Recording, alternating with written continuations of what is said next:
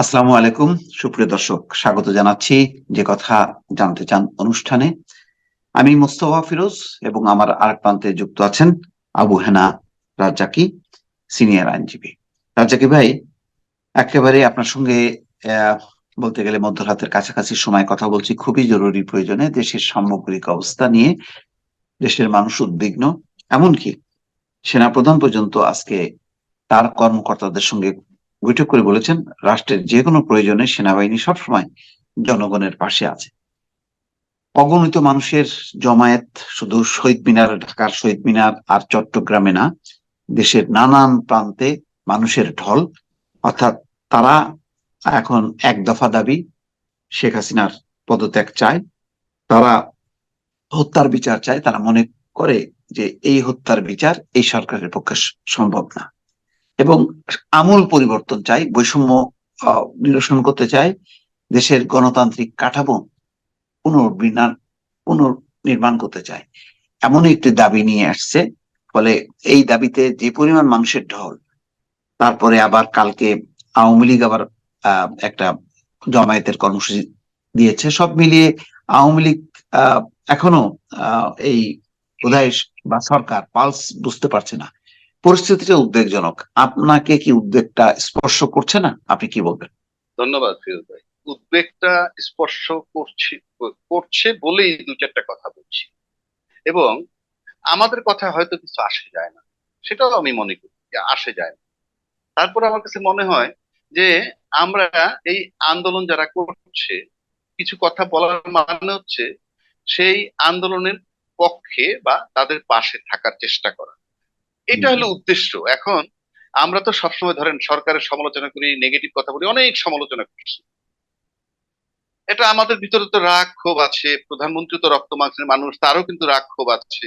উনি যেমন বিরক্ত হয়ে কোটা বাদ দিছিলেন, এটা কিন্তু একটা রাগের বহিঃপ্রকাশ বা বিরক্তির বহিঃপ্রকাশ, যেটা সংবিধান পারমিট করে না। তারপরে আপনি যেমন ধরেন আজকে সেনাবাহিনী বলতেছে যে আমরা জনগণের পাশে থাকবো যে কোনো পরিস্থিতিতে।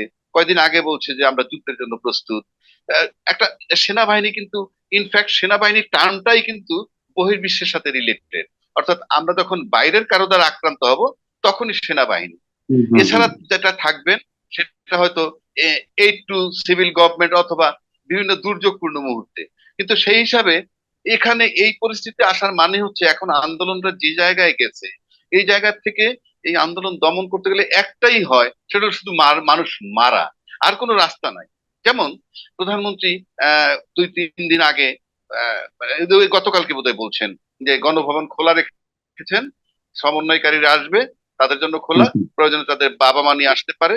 এখন সমন্বয়কারী কারা? ছাত্র। এখন ছাত্র কয়জন সমন্বয়কারীর সাথে? এখন হাজার হাজার লাখ লাখ ছাত্র নামছে। এখন এই লাখ লাখ ছাত্র, যদি 1 লাখ ছাত্র না, বেশি না, মাত্র 20,000 ছাত্রই যদি বলে যে আমরা আমাদের বাবা মা সহ 60,000 হব, বাবা মা সহ, এই 60,000 লোককে কি উনি গণভবনে যাইতে দিবেন? দিবেন না। আসলে উনি সমাধান করতে চাচ্ছেন, আমার কাছে মনে হয়, কোনো সন্দেহ নাই। কারণ যে ক্রাইসিসে পড়ে এতদিন হয়তো ওনার ভিতরে একটা বদ্ধমূল ধারণা ছিল, যে স্টাইলে চলে আসছে, যে এখন তো সেই জিনিসটা খাচ্ছে না কোনো কারণে। একই রীতিতে তো 16 বছর দমাই আসছে, এখানে ভিন্ন কিছু হয় নাই। এখন স্ফুলিঙ্গের মতো হয়ে গেল কেন? এই যে ছাত্রদেরকে বুঝতে না পারাটা, তাদের মানসিকতাটা বুঝতে না পারাটা। একটা ছাত্রের বয়স কত? আমরা যত বাড়াই ধরি ছাত্রের বয়স এখানে 22, 23, 24, 25, 26, আরো বাড়াইলাম 30। আর মাননীয় প্রধানমন্ত্রীর বয়স 80 কোথায়? মাননীয় প্রধানমন্ত্রী যে মেধা, ব্রেইন, ওই বাচ্চার ব্রেইন কি এক? এই বাচ্চাকে বুঝতে হলে তো বাচ্চার জায়গাটায় নেমে আসতে হবে। আমরা কি সেটা পেরেছি নামতে? পারি নাই। আমরা কি করলাম? হুম, আমরা পুলিশ নামাইলাম, হুম। আর্মি নামাইলাম। যেমন ধরেন 14 দলের সাথে বৈঠক করছে মাননীয় প্রধানমন্ত্রী কিছুদিন আগে। এ- এটা হয়তো এই রাজনৈতিক ক্রাইসিস মনে করে নি বসছেন, ভালো কথা, উদ্যোগ ভালো। কিন্তু এই 14 দল কারা? ওই আওয়ামী লীগ বাদে আরো 13টা দল। এই 13টা দল আর ওনারটা মিলে তো একটা দল, এবং সেই 14 দলের নেতা তো উনি। হুম, হুম। তাহলে এখান থেকে বাড়তে কি আসবে? আমরা মাননীয় প্রধানমন্ত্রী কি করলেন? পুলিশের চিফ বলেন, র্যাবের চিফ বলেন, আর্মি চিফ বলেন, অবশ্যই তাদের সাথে যোগাযোগ হচ্ছে টাইম টু টাইম। কিন্তু যোগাযোগটা হওয়া উচিত ছিল পলিটিশিয়ানদের সাথে। উনি তো হুম। রাজনৈতিক ব্যক্তিত্ব, ওনার বাবা রাজনৈতিক ব্যক্তিত্ব, উনি নিজে রাজনৈতিক ব্যক্তিত্ব। সেক্ষেত্রে আলোচনা করার উচিত কার সাথে? রাজনৈতিক ব্যক্তিত্বদের সাথে। সর্বদলীয় কারণ রাজনৈতিক বৈঠক আপনারাই ডাকা বলছেন উচিত ছিল, মাঠে কেননা এখন ছাত্রদের পাশে। সবাই মনে করে হ্যাঁ, সবাই মনে করে যে নির্বাচন নিলে বিরোধী পক্ষ জিততে পারতো, তাহলে সবাইকে না নিয়ে আলোচনা করে নিজেরা নিজেরা আলোচনা করে ডিসিশন নিচ্ছে কেন? আমি আমি আমি তো সে জায়গাটাই বলছি যে আপনি যদি সব দলকে ডাকতেন, আপনারাই তো বলতেছেন আন্দোলনে এখন সব দল আছে, আন্দোলনের সব দল আছে, জামাত আছে, বিএনপি আছে, হুম মাহমুদুর হুম রহমান মান্নারা আছে, XYZ যারা ছোটখাটো দল আছে সবই আছে হুম হুম আন্দোলনে। তাহলে তো আপনার বেছে বেছে অন্তত 20-50টা লোকের সাথে মিটিং করা যেতে পারে। এখানে আমি পুলিশের সাথে হুম মিটিং করার প্রয়োজন নাই, এখানে আমার আর্মির সাথে মিটিং করার প্রয়োজন নাই। আমি তো হুম আজকে আর্মি মাঠে নামুক, পুলিশ মাঠে নামুক, আমি নিশ্চিত করে বলতে পারি কেউ রক্তপাত চায় না। এখন চাকরি করে সেজন্য হয়তো পালন করতে গিয়ে অনেক কিছু হতে পারে। তার বিরুদ্ধে আমরা যেমন প্রধানমন্ত্রী যেমন বলেন, অনেক আছে উস্কানি দেয় যে এই আহ, আন্দোলন চাঙ্গা করার জন্য। একইভাবে কিন্তু কিছু উস্কানিওয়ালা লোকও আছে আপনার বাহিনীর মধ্যে, যারা অনেক সময় ভালো লাগে কিছু একটা ঘটাইতে। তো এই আপনি আন্দোলনের মাঠে অস্ত্র নিয়ে গিয়ে যাই ঘটাবেন না কেন, সেটা কিন্তু রক্তপাতের সহায়ক হয়। সুতরাং আমি মনে হুম করি হুম হুম হুম। প্রধানমন্ত্রী আজকে যেমন সমন্বয়কদের ডাকছেন, এই ডাকাটা অনেক আগে ডাকা উচিত ছিল। এবং আমি সবচেয়ে বেশি ব্লেম দিব দুইজন ব্যক্তিকে প্রধানমন্ত্রীর। একজন হলো আনিসুল হক সাহেব, আইনমন্ত্রী, আর একজন হলো তার অ্যাটর্নি জেনারেল। আমার কাছে জাস্ট আইনের বিষয়ে তাদেরকে ডাফার মনে হয়। কারণ হুম হুম হাইকোর্টের জাজমেন্টের পরেই প্রধানমন্ত্রী এই কোটা সংস্কার করে ফেলতে পারতেন। সেখান থেকে হুম হুম কি হুম হুম। বুদ্ধি দিয়ে কেন এখানে নিয়ে আসলো? এখন দেখেন, একটা কথা আছে, কয় কিল তোর দৌড় আমার। আজকে দেখেন কিল তোর দৌড় আমার, সমস্ত লোড কিন্তু প্রধানমন্ত্রীর উপরে, আর কিন্তু কার উপরে কোনো লোড নাই। ওবায়দুল কাদের সাহেব কি চিন্তা করতেছেন? যাহা মন চায় তাই বলতেছেন। শামীম ওসমান সাহেব খেলা হবে বলে দেশ ছেড়ে চলে গেলেন, এখন হয়তো বিদেশে বেশি ওভারসিজ খেলবেন। মানে এই কথাগুলো ছিল আনকালচার, এবং একটা অরাজনৈতিক ব্যক্তি হলে যেটা হয়, মাস্তান টাইপের লোককে লালন পালন করলে যেটা হয়। তো প্রধানমন্ত্রীকে আমি আবারও এখন এই ক্রান্তিক লগ্নে রিকোয়েস্ট করব, আমার ছোট মানুষ আমি, আপনার কাছে আল্লাহর দয়া, আপনারও বয়স হয়েছে, এবং আপনি এই 5 বছর যদি জানো এরপরে আপনার ইলেকশন করতেও পারবেন না, বয়স পারমিট করে না, বডি হুম পারমিট হুম। করে না, কারণ সবকিছু শেষ আছে। আর মানুষ যখন টানা ক্ষমতায় 15-16 বছর থাকে, একটা এনার্কিজম হুম তার হুম। ভিতরে আসতেই পারে। আর মানুষ মাত্র লোভ মোহ আছে, আপনি লোভ মোহের ঊর্ধ্বে নন। সুতরাং আপনার থাকতে ইচ্ছা করতে পারেই পাওয়ারে, এটা আমি কি খুব দোষের মনে করি তা না। আমারও তো মনে হয় যে আমার যদি কালকে কেউ নিয়ে মন্ত্রী বানাইতো, আমার কাছে ভালো লাগতো। সেটা আমি অস্বীকার করছি না। কিন্তু আল্লাহ পাক তো আপনাকে দিছে সুযোগ, 16টা বছর চালাইছেন। আপনার তো এখন চিন্তা ভাবনা করা উচিত যে আজকে শাহবাগ মোড়ে যে ছাত্রগুলা দাঁড়ায় আছে, ছাত্রের সাথে মা বাবা, শাহবাগ মোড়, হাইওয়েতে, এলিফেন্ট রোড, শহীদ মিনার, মিরপুর 10 নম্বর, আবার দেখলাম ইয়েরা বেরোয় আসছে, রিটায়ার্ড আর্মি অফিসারের বউ বউ হুম হুম স্ত্রী পুত্র কন্যা সব বেরোয় আসছেন, বিয়ে হয়েছে। আচ্ছা, শান্তিপূর্ণ অবস্থানে যদি আপনি ধরেন, এই লোকগুলো চুপচাপ বসে থাকে, আর আপনি গণভবনে বসে থাকলেন সব অচল, আপনি কতক্ষণ এভাবে চলতে পারবেন? হুম হুম সুতরাং হুম আমি হুম। রিকোয়েস্ট করব, আপনি এখনো সর্বদলীয়, আপনি সব দলের ইয়ের সাথে বোঝেন, প্রয়োজনে আপনি আলোচনা করে দেখেন। যদি আপনার খুব পিসফুলি সরে গেলে রাষ্ট্র ভালো থাকে, দেশ ভালো থাকে, আপনি কেন করবেন না মাননীয় প্রধানমন্ত্রী? আপনি তো দেশের মঙ্গল চান, জনগণের মঙ্গল চান, আপনি এটা করেন। আমার কাছে আচ্ছা আমি দেখেন আপনার সাথে রাগ হয়ে অনেক জাকির ভাই, কথা বলছি। আমি একটু ইন্টারাপ্ট করি। দেখেন, আপনি এই আন্দোলন শুরুতেই আপনি তাদের সাথে আলোচনা না করে আপনি বলছেন যে জামাত বিএনপির এখানে ইন্ধন আছে, এদের ভূত আছে এখানে, এটা আপনি আবিষ্কার করা শুরু করলেন। ওকে, ঠিক আছে, জামাত বিএনপি যদি ইনভলভ থাকে আর এটা যদি সত্যি সত্যি সংকট, সে তো এটা তো বোঝাই যাচ্ছে যে ছাত্রদের এই আন্দোলনে মানুষ সাড়া দিছে এবং তারা কলাপস করে ফেলছে, এত মানুষ মারা আমি গেছে। আমি সেটাই তারপরেও কি, বলছি। তারপরেও কি আপনি এদেরকে না ডেকে আপনি কি করলেন? বহুজনকে গ্রেপ্তার করে পাঠায় দিলেন। আচ্ছা, তারপরেও তো বাইরে কিছু বিএনপি অন্যান্য দলের নেতারা আছে, বাম রাজনৈতিক দল আছে, আপনি ডাকছেন না কেন? কথা বলতে সমস্যাটা আমি কি? তো সেটাই বলছি। আপনি একটা জিনিস চিন্তা করে দেখেন, আজকে মুক্তিযোদ্ধারা মাঠে নামছে, আপনি ভাবেন, জিনিসটা ভাবেন, মুক্তিযোদ্ধারাও মাঠে নামছে, কারা হুম হুম কার বিরুদ্ধে নামলো? মুক্তিযোদ্ধারা মাঠে নামা মানে জাতির জনক বঙ্গবন্ধু এবং তার হুম কন্যা শেখ হুম হাসিনা, তাদের বিরুদ্ধে তারা মাঠে নামছে। কারণ আন্দোলনের সমর্থন করাই মানে তাদের বিরুদ্ধে। এটা বেদনাদায়ক।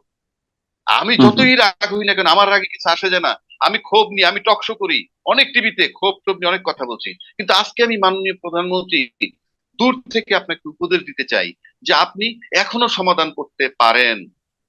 আপনি শুধু ভাববেন এইটাই যে আপনি একটা সুন্দর পথ সমাধান বের করেন, এবং আপনি যদি চলে যান আপনি চলে যেতে পারেন। আল্লাহ পাক আপনাকে তো রাখছে অনেক দিন, আপনি তো পাক্কা 20 বছর ক্ষমতার স্বাদ পেয়েছেন, তারপরে পিতৃ হত্যার প্রতিশোধ নিছেন, আপনার ভাই হত্যার প্রতিশোধ নিছেন। মানে একটা মানুষের জীবনে অর্জন আর কত চাই? সবসময় তো একরকম থাকবে না। আমি কিছু নাই, আমিও কিন্তু আজকে যে কথাগুলো বলতেছি 5 বছর ধরে বলতে পারবো না। আমার কাছে মনে হয় আপনি মানবিক কারণে পুরা দেশের জাতির দিকে তাকাইয়া এই পুত্র কন্যা যারা মারা যাচ্ছে, তারা তাদের মায়ের বুকটা কেমন, আমি এক মায়ের কান্না শুনলাম। মা বলছে আপনি আপনার বাবা মা হারাইছেন মাননীয় প্রধানমন্ত্রী, সেটা হলো আপনি আপনার মা বাবা হারাইছেন, কিন্তু সন্তান হারানোর বেদনা কিন্তু মা বাবা হারানোর চেয়ে বেশি। মানে যিনি সন্তানটা হারান, যেমন বঙ্গবন্ধুর জন্য কিন্তু বঙ্গবন্ধু এবং বঙ্গবন্ধুর ওয়াইফ স্ত্রী ফজিলাতুন্নেসা, এই দুইজনের জন্য শেখ কামাল, শেখ জামাল, শেখ রাসেল হারানোর ব্যথাটা কিন্তু অনেক বেশি তাদের, শেখ রাসেল শেখ কামালের বাপ মা হারানোর চেয়ে। এই কথাটা বলছে, কারণ মা বাবার কাঁধে সন্তানের লাশ, এর চেয়ে পেইনফুল কিছু নাই। তো এগুলাকে আপনি বিবেচনায় নেন, আপনি আপনি দরকার হলে যদি মনে করেন কাউকে দায়িত্ব দিবেন, একটা পিসফুল একটা পরিবেশ তৈরি করে আপনি যান, আপনি চলে যেতে পারেন, কোনো অসুবিধা নাই। কিন্তু আমরা চাই, আপনিও রক্তপাত চান না, আমরাও চাই না, কেউ চায় না। আর আমার দেশের পুলিশ, আমার দেশের আর্মি, আমার দেশের সন্তানকে হত্যা করবে, স্বাধীন দেশের সন্তানদের হত্যা করবে। যেই দেশ আপনার বাবা স্বাধীন করছে আপনি বলতেছেন, সেই স্বাধীন দেশে সেই সন্তানের বুকে গুলি চালায় কারা? কারা চালায়? একটা স্বাধীন দেশ, যেই দেশ আপনার বাবা স্বাধীন করছে, সেই দেশে যখন লোক হত্যা করা হয়, তাহলে ইতিহাস কি বলবে? ইতিহাস কি বলবে? যে যে দেশটা স্বাধীন করছে সেই দেশে স্বাধীন দেশের নাগরিকরে বঙ্গবন্ধু স্বাধীন করেছে, তার কন্যাও দাবি করছে তার পিতা স্বাধীন করছে, সেই লোকদের বুকে গুলি মারেন। প্লিজ একটু বিবেকটাকে কাজে লাগান। আমার কাছে মনে হয় আজকে ভালো চিন্তা করার সময়। আজকের সর্বশেষ যেই অবস্থাটা দেখা যাচ্ছে যে পরিস্থিতি এমনই জটিল যে সেনা প্রধানও আজকে তার কর্মকর্তাদের সঙ্গে মিটিং করছে জুমে এবং সরাসরি, এবং সেখানে একটা কথা বলছে, রাষ্ট্রের যে কোনো প্রয়োজনে সেনাবাহিনী সবসময় জনগণের পাশে আছে। এই জনগণের পাশে থাকা, এই কথাটা সেনাপ্রধান বলছে। এই কথাটা তো প্রধানমন্ত্রী বলতে পারেন যে আমি জনগণ, যেহেতু তারা দল মত তা তো নানান এজেন্সি আছে, তা তো বোঝা উচিত যে এটা আওয়ামী লীগ বিএনপি জামাতের সমাবেশ না, এটা সর্বস্তরের মানুষের সমাবেশ।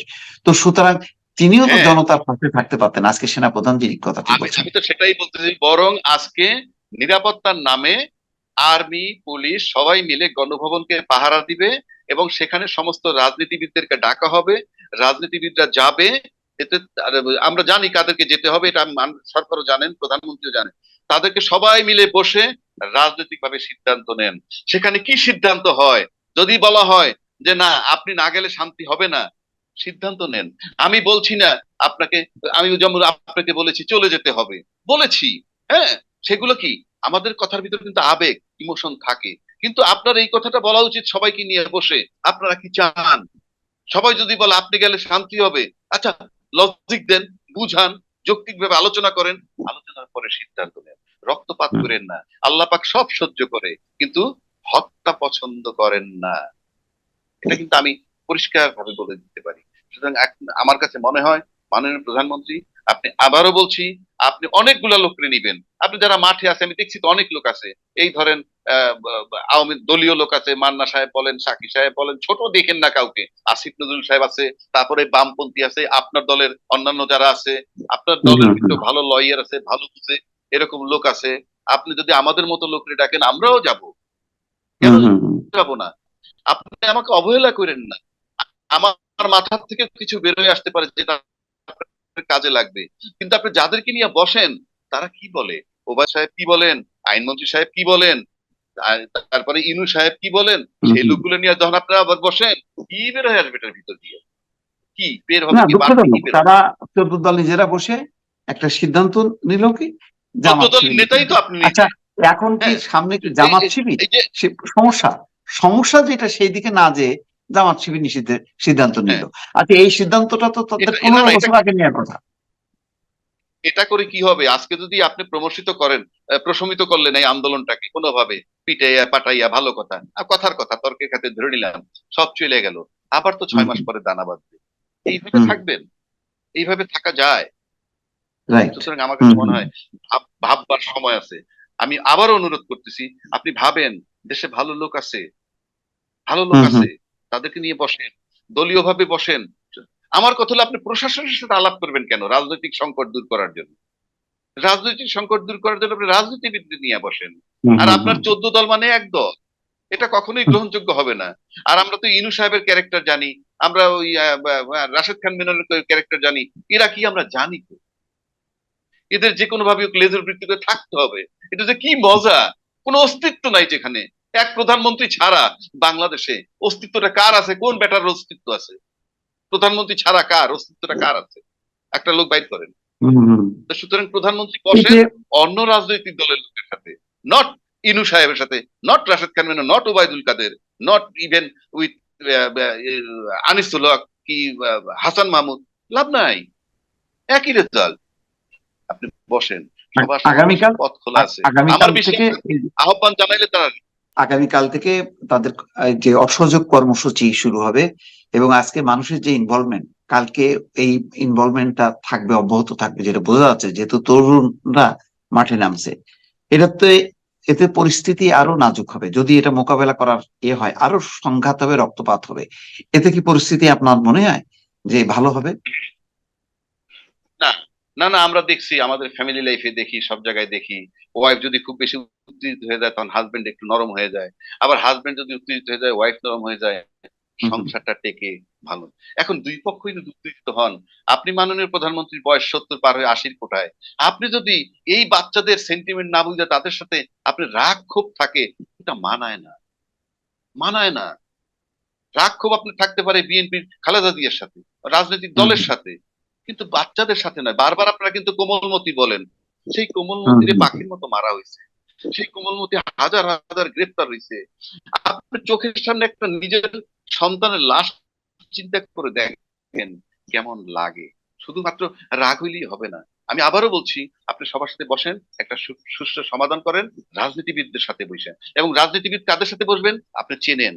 ওই রামসাম যদু মধু এই সোকল্ড ইনু টাইপের লোক আর রাশেদ খান ইনু টাইপের লোক, আপনার ওবায়দুল কাদের টাইপের লোক, ডোন্ট কল দেম।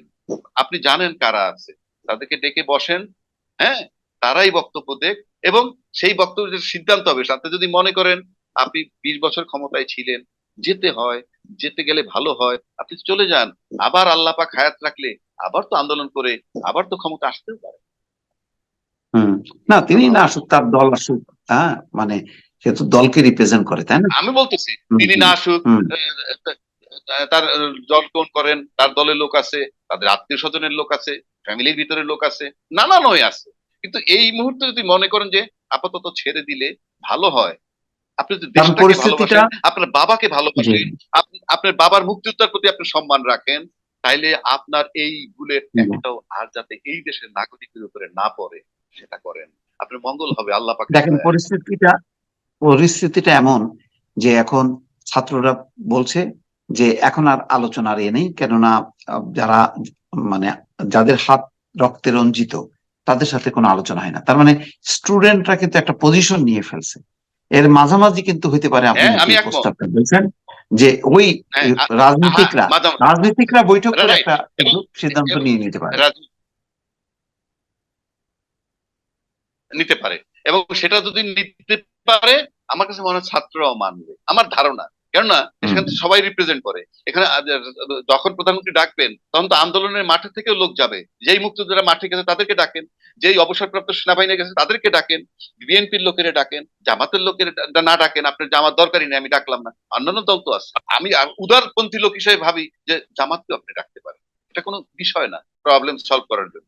না, হ্যাঁ, পরিস্থিতিটা এখন যে অবস্থা হয়েছে, ছাত্ররা যেহেতু রিজেক্ট করছে, এখন আমার ধারণা হ্যাঁ, যে রাজনীতিবিদদের সাথে আলোচনা করে হ্যাঁ, ছাত্রদের ছাত্ররা সেন্টিমেন্ট যেহেতু বুঝে রিজেক্ট করছে, তাদের, এবং হ্যাঁ, ছাত্রদেরকে ওখান থেকে সরানো যাবে না, বিকজ তারা টর্চার হয়েছে। হুম, ডিবির হুম, হুম, হারুন হুম, সাহেব একা অভিনয় করছেন, এবং হুম, হুম, হুম, অভিনয়টা সেখানে সরকারের একটা টপ লেভেলের ইঙ্গিত ছাড়া সে করতে পারেন নাই। যাই হোক, রাইট। আপনি ছেলেরা এত বেশি টর্চার, নির্যাতিত, হ্যাঁ, আমি তাদের আন্দোলনকে 100 ভাগ সমর্থন করি, কিন্তু সমাধানের একটাই পথ, যে তাদের যেহেতু বাবা মা মাঠে আছে, তারপরে মুক্তিযোদ্ধারা মাঠে আছে, অবসরপ্রাপ্ত আর্মিরা মাঠে আছে, সব সেক্টরের লোক মাঠে আছে, তাদের সবাইরে ডাকবেন এবং রাজনীতিবিদদের সাথে বসবেন। কিন্তু পুলিশ আর্মিদের সাথে বসে এটা সমাধান হবে না। আপনি রাজনীতিবিদদের ডাকে বৈঠক করেন, প্রয়োজনে সর্বদলীয় সরকার হোক বা যে কোনো একটা কিছু হোক, এবং আপনি যদি মনে করেন যে দলমত নির্বিশেষে আপনি যেতে চান বা যাওয়া উচিত মনে করেন, সে সিদ্ধান্ত নিতে পারেন। জি। অন্যথায় আপনি থাকতে পারবেন, সেটা কি হতে পারে আপনি আমার চেয়ে ভালো জানেন। এটা কিন্তু বাড়তে থাকলে ভালো হবে না, অমঙ্গলই হবে রাষ্ট্রের। ঠিক আছে, রাজ্জাকি ভাই অনেক ধন্যবাদ। দর্শক শুনছিলেন সিনিয়র আইনজীবী আবু হেনা রাজ্জাকির বক্তব্য। দেশে সত্যি সত্যি একটি মহা সংকটকাল, যার কারণে সেনাপ্রধান আজ তার অফিসারদের সঙ্গে পর্যন্ত বৈঠক করেছে। সুতরাং এই সংকট থেকে উত্তরণের জন্য মানুষের দাবি, তরুণদের দাবি, তাদের বক্তব্য, সেটাকে মাথায় রেখে সরকারকেই সিদ্ধান্ত নিতে হবে যে তারা এখন কি করবেন, এবং অবশ্যই প্রত্যাশা যে এই সংকটের সমাধান তারাই করবেন। ভালো থাকবেন। আল্লাহ হাফেজ।